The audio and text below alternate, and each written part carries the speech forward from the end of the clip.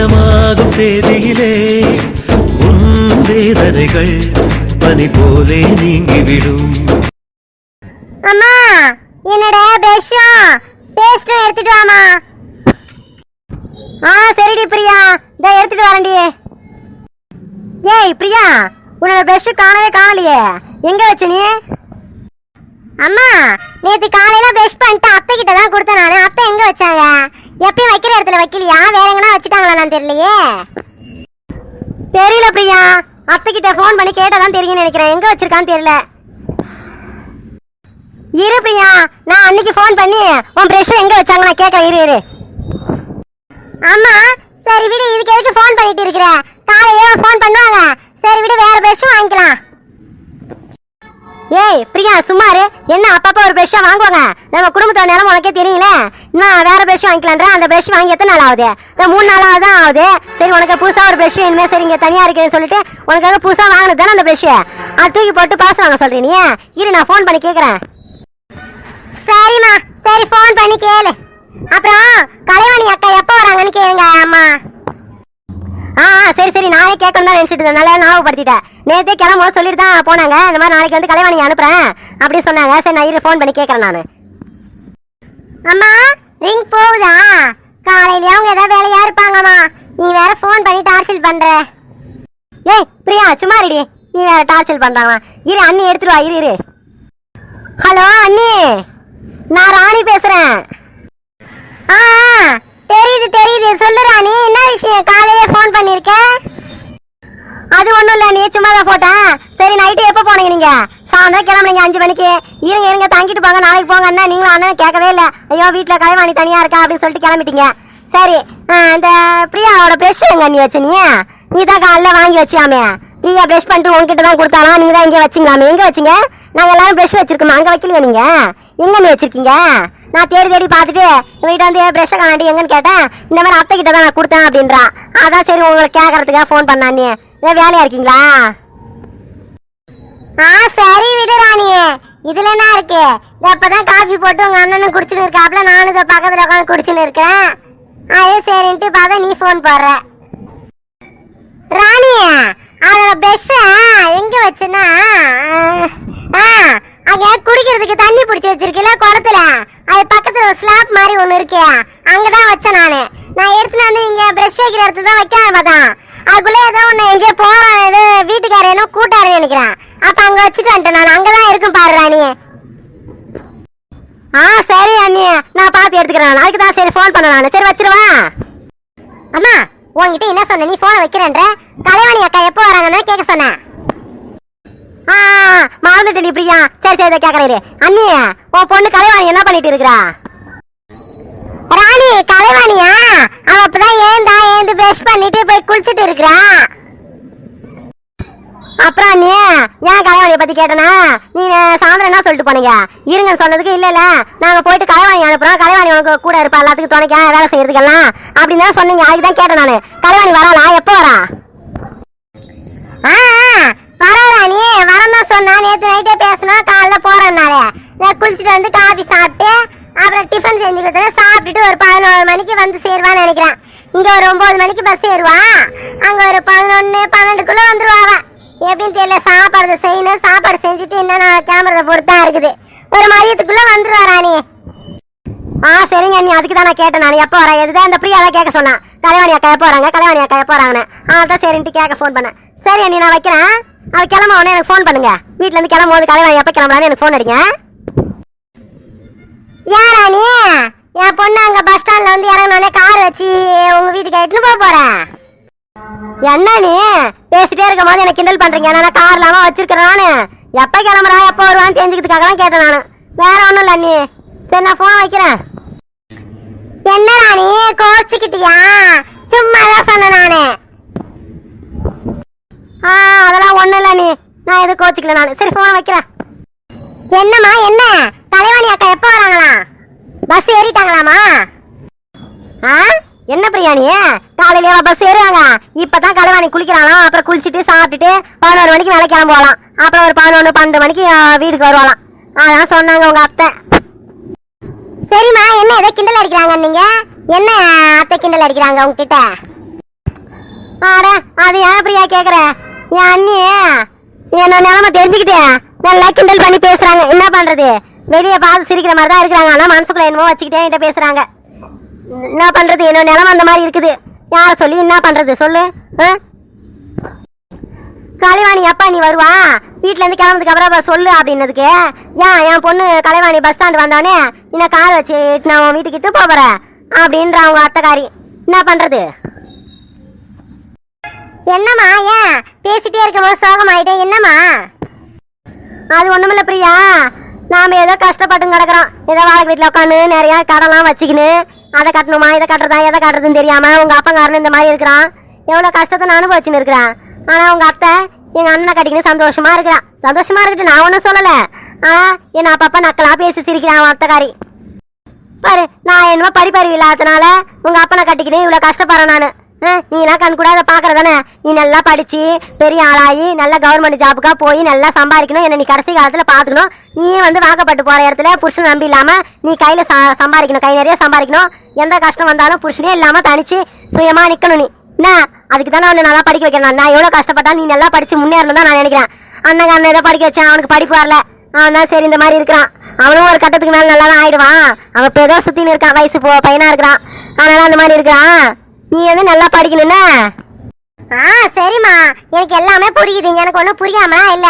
நான் எல்லாத்தையுமே பார்த்து பக்குவமா நடந்துப்பேன். நான் நல்லா படிச்சு ஒரு நல்ல ஜாப்புக்கு போவோமா? நானு உன்னை கடைசி காலம் வரைக்கும் நல்லபடியா நான் வாழ வைப்பேன். நானு இப்போலாம் நீ கஷ்டப்படலாம். ஆனா நான் ஒரு வேலைக்கு போயிட்டுனா நீ கஷ்டப்பட தேவைம்மா. நீ வீட்டுல உட்காந்து நல்லா சாப்பிடு. நான் உனக்கு எல்லாமே சம்பாரிச்சு வந்து கொடுக்குறேம்மா. அண்ணன் எப்படி இருக்கானோ, நான் இப்போ வாக்கப்பட்டு புதுசா வேற வீட்டுக்கு போனாலும் சரி உனக்கு மாசம் மாசம் நான் பணம் அனுப்புறேம்மா. உன்னை அப்பப்போ வந்து நான் பாத்துக்கிறேன். நானு நீ கவலையே படாதம்மா. சரி பிரியா, நீ இந்த மாதிரி பேசும்போது எனக்கு மனசுக்கு ஆறுதலா இருக்குது. நீ தான் என்ன நல்லா காப்பாற்றணும் நம்பிட்டு இருக்க. நானு உன் அண்ணன் கூட அப்பப்ப என்கிட்ட எழுத்து பேசுறான், ஒழுங்காவே நடந்துக்க மாட்டான். நீ தான் என்ன கடைசி காலம் வரைக்கும் நல்லா பாத்துக்கணும். சரிம்மா, நானே கேட்கணும்னு நினைச்சிட்டு இருந்தேன். அத்தை மாமா எல்லாம் வந்தாங்க, பாட்டி வரவே இல்லை. என்னடி பிரியா, எந்த பாட்டி சொல்ற? எனக்கு தான் அம்மாவே இல்லையா? அப்பா அம்மாலாம் இறந்துட்டாங்களேடி. அண்ணன் மட்டும்தான் இருக்கிறாப்ல. அண்ணனும் அண்ணி தான் இருக்கிறாங்க. எனக்கு ஏது அம்மா பாட்டி கேக்குற? அம்மா உனக்கு தான் அம்மா இல்ல, அப்பாவுக்கு அம்மா இருக்கிறாங்கல்ல, அததான் சொல்றேன். அந்த பாட்டி தான் சொன்னேன். அடே சும்மா இரு பிரியா, நீ வேற அந்த கேள்வியை பத்தி ஞாபகப்படுத்துற. அவளாம் ஒரு பொம்பளையா? அவளை பத்தி ஞாபகப்படுத்தாத. அவ ஏதோ போய் சொகுசா பொண்ணு வீட்டுல உட்காந்து இருக்கிறா. எங்கன்னா அங்கேயே உட்காந்து இருக்கிறோமே, அவளை பத்தி ஏண்டி பேசுறா? அவளுங்க அழகாத்தான் உங்க குறை. அவன் இப்ப சீர்வரிசை செஞ்சு இது பண்ண போறான். அந்த கேள்வியை பத்தி பேசாதே, சும்மா இரு பிரியா. ஏமா ஏன் பாட்டி சொன்னாலே இந்த மாதிரி கோவப்படுறீங்க? ஏன் சும்மா இரு பிரியா, உனக்குலாம் சொன்னா புரியாது. நீ கல்யாணம் பண்ணி போயிட்டு நீ மருமகள் ஆயி அந்த மாமியார்னு ஒருத்தவங்க இருப்பாங்க பாரு, அப்ப தெரியும் உனக்கு மாமியார் மருமக கஷ்டம்னா என்னன்னு. நானே ஏதாவது அங்க போய் இருக்குதேன்னு நாம நிம்மதியா இருக்கோம். நீ நல்லா பாட்டியை கூப்பிடலையான்ற? ஓ அப்பங்காரன் கிட்ட கேட்டானா அம்மா கிட்ட சொல்லவா அப்படின்னு கேட்டாரு உன் அப்பா. நான் தான் சொல்லவானா? அந்த கேள்விக்கெல்லாம் சொல்லாத. என் அண்ணா நீ வந்தாங்களா அதோட முடிச்சுப்போம், அவங்க எல்லாம் கூப்பிடான்னு சொன்னேன் நானு. சரிம்மா, சரி நீ எதுவும் கவலைப்படாத. நான் சும்மா தான் கேட்டேன் நானு பாட்டியை பத்தி. நீ போயிட்டு ப்ரஷ் எடுத்துட்டு வாமா. எவ்வளோ நானும் ப்ரஷ் பண்ணாம இருக்கிறது? நான் ப்ரஷ் பண்ணிட்ட உடனே நீ எனக்கு காஃபி எடுத்துட்டு வாமா. சரி பிரியா, நான் போய் எடுத்துட்டு வரேன் நானு.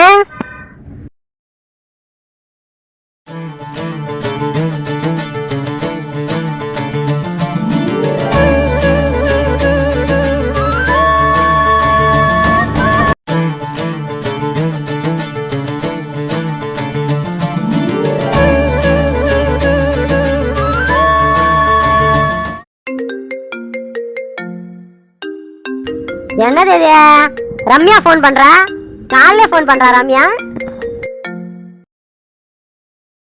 ஹலோ ரம்யா, சொல்லுடி.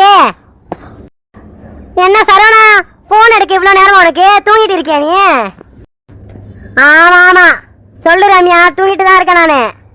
சரி என்னடா இது போன் அடிக்கிறேன் பார்த்தா உன் போன் வேற எந்த போன் அதை எடுத்துக்க மாட்டேன். சரி நீ போன் பாரு, என்ன காலையில போன் பாடுறேன்னு சொல்லிட்டு தான் எடுத்தேன். சொல்லு ரம்யா. உனக்கு என்னப்பா, நீ ஜாலியா தூங்குவ. ஆம்பளை பையன் நீ ஒரு பொண்ணு இல்லைன்னா வேற பொண்ணு அப்படின்னு மாறி மாறி போயிட்டே இருப்ப. கல்யாணம் எந்த பொண்ணை பண்ண சொல்றாங்களோ பண்ணிப்ப, ஜாலியா இருப்ப. பொண்ணா பிறந்த நானு என்ன பண்றது? ஒருத்தனை விரும்பிட்டு அவன் கிடைப்பான் கிடைக்க மாட்டான்னு நினைச்சுக்கிட்டு வீட்டுல சண்டை போட்டுக்கின்னு இவ்வளோ வேலை கிடக்குது எனக்கு. ஆனா நீ என்ன ஜாலியா தூங்குற. எனக்கு தூக்கம் வராம கிடக்குது 5 மணில இருந்து. நீ ஆனா 8 மணி வரைக்கும் நல்லா தூங்குற. என்ன ரம்யா, ஆம்பளை பையன் பொம்பளை பையன்ற வேறுபாடுலாம் வந்துருச்சு உனக்குள்ள? ஆம்பளை பையனா ஜாலியா இருக்கலாம் நினைச்சே நீனா பரவாயில்ல, பொம்பளை பசங்கன்னா ஒன்றும் படிக்க தேவை வேலைக்கும் பார்த்தால வாக்கப்பட்டு போற வீட்டுல புருஷனை சம்பாரிச்சு வந்து கொடுக்க போறான். ஜாலியா வீட்டுல உட்காந்துக்கின்னு சோறு ஆக்கின்னு வாசலை பெருக்கின்னு கோலம் போட்டுக்கின்னு ஜாமனை கழுவின்னு துணி துவச்சிக்கிட்டு ஜாலியா இருக்கலாம். நீங்களா என்ன படிக்கணுமா என்ன சரவணா? ஒரு வீட்டுக்கு வாக்கப்பட்டு போறதுன்னு அவ்வளோ சாதாரண விஷயம் நினைச்சிட்டியா நீ? ஒரு பிறந்ததுல இருந்து சின்ன வயசுல இருந்து ஒரு வீட்டுல 20-25 வயசு வரைக்கும் இருந்துட்டு அப்படியே வேற ஒரு வீட்டுக்கு போயிட்டு அங்க இருக்கிறது எல்லாத்தையும் சமாளிச்சு அங்க இருக்கிறவங்களெல்லாம் சகிச்சுக்கிட்டு அங்க வாழ்றதுன்னு அவ்வளோ ஈஸியா? சரி இதா கூட விடு, அந்த வீட்டுல வேலை செய்யறது, அதுக்கப்புறம் வந்து ஜாமான கழுத்து நீ சொன்னேன்மா துணி துவைக்கிறது, சமையல் செஞ்சு ஜாலியா இருக்கலாம். இந்த வீட்டு வேலை செய்யறதுன்னு சொல்றாங்களே இதுன்னு அவ்வளோ ஈஸி நினைச்சுக்கிட்டியா சரவணா நீ? பின்ன ரம்யா அவ்வளோ கஷ்டமான விஷயமா அது? பேசு கண்ணா பேசு, ஓ வாய்க்கு வந்தபடிலாம் பேசு. நீ என்ன பண்றது? பொண்ணா போறவங்களுக்கு மட்டும்தான் அந்த கஷ்டம் தெரியும். இது மட்டுமா? இது போவ நாத்தனார் கொடுமை, மாமியார் கொடுமை, மாமனார் கொடுமை, குழந்தனார் கொடுமை, எவ்வளவு குடும்பம் இருக்கு தெரியுமா ஒரு பொண்ணு வாக்கப்பட்டு போய் வாழ்ற இடத்துல? அப்புறம் புருஷன் சம்பாரிச்சு வந்து கொடுத்தாதான் காசு, அவன் கிட்ட கையாந்தணும். ஐயோ இது காசு கூட அது காசு கூட அப்படின்னு சொல்லிட்டு அவன் போறதான் சட்டானுவான். இதுல குடிகார மாப்பிளையா கட்டிக்கணும்னு வச்சுக்க, அதை விட பெரிய கஷ்டம். அவன் குடிச்சிட்டு வந்து தினமும் அடிப்பான் உதைப்பான். ஆனா பொண்ணு வீட்டுக்கு போய் உட்காந்தா வாழ வெட்டியா வந்து உட்காந்துக்கிறேன்னு சொல்லுவாங்க. பிறந்த வீட்டுக்கும் போக முடியாம புகுந்த வீட்லயும் இருக்க முடியாம எவ்வளவு கஷ்டப்படுறாங்க தெரியுமா பொண்ணுங்களாம்? சரி ரம்யா, இதான் நீ பொதுவாக தானே சொல்ற. உனக்கு என்ன கஷ்டம் வரப்போகுது? பணக்கார வீட்டுல பிறந்திருக்க, நல்லா சஸ்தியா தான் இருக்கிற, உனக்கு என்ன குறை சொல்லு? என்னை கட்டிட்டு வந்ததுக்கு அப்புறமா நானும் சம்பாதிக்கிறேன், எங்க வீட்லயும் நல்லா வாழ போற. நீ இந்த கஷ்டம்லாம் இப்ப சொன்னே கொஞ்சம், அது அதான் உனக்கு இல்ல தானே? ஆமா, பெரிய பணக்கார வீட்டுல பிறந்துட்டேன். பணக்கார வீட்டுல பிறந்தேன்னு உனக்கு யார் சொன்னா? பரம்பரையா நாங்க பணக்காரங்க. சின்ன வயசா இருக்கும் போது நாங்க எவ்வளவு கஷ்டப்படுறோம் தெரியுமா? இப்பதான் நாங்க வசதியா இருக்கோம். சின்ன வயசா இருக்கும் போது ஒண்ணு வசதியாலாம் இல்ல. பணக்கார வீட்டுலாம் சொல்லாத. அப்புறம் நீ சம்பாதிக்கிற ஓகே சரி, உங்க வீட்டுல இருக்கவங்க எல்லாம் நல்லா பாத்துப்பாங்க சொல்ற நீ? எல்லாரும் என்ன ஏத்துப்பாங்களா? எல்லாரும் என்கிட்ட நல்லபடியா நடந்துப்பாங்களா? உங்க வீட்டுல 2 மருமக இருக்காங்க ஆல்ரெடி. இப்ப நான் போனேன்னா மருமகளுக்கு இடையே சண்டை வரும். அவங்க அம்மா இருக்கிறாங்க, உங்க மாமியாரு, இவ்வளோ பேர் இருக்கிறாங்க உங்க வீட்டுல. இவங்களாம் என்கிட்ட நல்லபடியா நடந்துப்பாங்களா? அப்புறம் நாத்தனார் வேற, உனக்கு வேற தங்கச்சி வேற இருக்கிறாங்க, அவங்களும் என்கிட்ட நல்லபடியா நடந்துப்பாங்களா? நீ என்னமோ வாய்க்கு வந்தபடி ஈஸியா பேசிட்ட சரவணா நீ. சரி சரி சரி விடு ரம்யா, நீ மானு காலைல ஃபோன் பண்ணி இவ்வளோ தடவை பேசிட்டு இருக்கிற, ஏன் இவ்வளோ தடவை பேசிட்டு இருக்க நீ? அதான் பொம்பளைங்க ஒரு விஷயத்த ஆரம்பிச்சா அவங்க மானு பேசிட்டே இருப்பாங்கன்னு கேள்விப்பட்டிருக்கேன் நான். அது இன்னும் கல்யாணம் பண்றதுக்கு முன்னாடியே இதை கேட்டுட்டு இருக்கேன் நான். சரிடி ரம்யா, இப்போ எதுக்கு ஃபோன் பண்ண? எனக்கு அந்த விஷயத்த சொல்லு. என்ன சித்தப்பா யார்கிட்ட ரம்யா ரம்யான்னு பேசிட்டே இருக்கிறாரு? யாரு சித்தப்பா? யாருகிட்ட சித்தப்பா பேசுற நீ? ரம்யான்றவங்க யாரு? ஏ ஐசு ஏந்துட்டியா? சரி போ ஐசு, போயிட்டு பிரஷ் பண்ணிட்டு இட்லி சுட்டு வச்சிருப்பாங்க, போய் சாப்பிடு போ ஐசு. ஏய் சரவணா, யாருகிட்ட பேசிட்டு இருக்கிற? என்கிட்ட ஃபோன் பேசுறியா? அங்க யாரு? ஐசு யாரு? ரம்யா உனக்கு தெரியாது? என் அண்ணன் பொண்ணு ஐஸ்வர்யா, அந்த குட்டி பாப்பா தான் என் பக்கத்துல படுத்து தூங்கிட்டு இருந்தது. நைட்டு தூங்கிச்சு. சரி இப்போ ஏந்திரிச்சாதான் போயிட்டு பிரஷ் பண்ண சொல்லி போயிட்டு போக சொல்லிட்டு இருக்க. ரம்யா இரு, வாங்கிட்ட ஒரு நிமிஷம் லைன்ல பேசுறேன். சித்தப்பா ரம்யான்றவங்க யாரு சித்தப்பா? ஐசு ரம்யான்றவங்க நான் வேலை செய்கிறேன்ல அங்க வெளியூர்ல, அங்க அங்க என் கூட வேலை செய்யறவங்க ஐசு. அவங்க தான் சும்மா ஃபோன் பண்ணாங்க, ஒரு டவுட் ஒன்று கேட்கறதுக்காக ஃபோன் பண்ணாங்க ஐசு, வேற ஒன்றும் இல்லை. ஏன் சரவணா ஏன் போய் சொல்ற? குட்டி பாப்பா தானே, சொல்லு, உன்னோட சித்தின்னு சொல்லு. ஏய் ரம்யா சும்மா இரு, இவன் ஒன்றும் குட்டி பாப்பா ஒன்றும் கிடையாது. இவ எல்லாத்தையும் சொல்லிடுவா. அவ நீ வேற, நான் சித்தின்னு சொன்னேன்னு வச்சுக்கோங்க எல்லாருக்கிட்டையும் போயிட்டு சொல்லிடுவா. அதனால கவனிரு ரம்யா நீ. ஐசு போ, யாரும் கேட்ட சொல்லிட்டல, போ நீ போயிட்டு பிரஷ் பண்ணு போ. போ ஐசு போ, வெளியே போயிட்டு இந்த மாதிரி நான் ஃபோன் பேசுறேன்னா போய் சொல்லாத ரம்யா, அதெல்லாம் சொல்லக்கூடாது என்ன? நீ போ.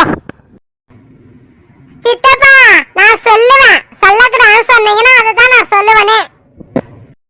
ஏய் ஐசு போயிட்டு சொல்லக்கூடாதுன்னா சொல்லக்கூடாதுதான். இதெல்லாம் ஏன் போய் சொல்ல பாரு?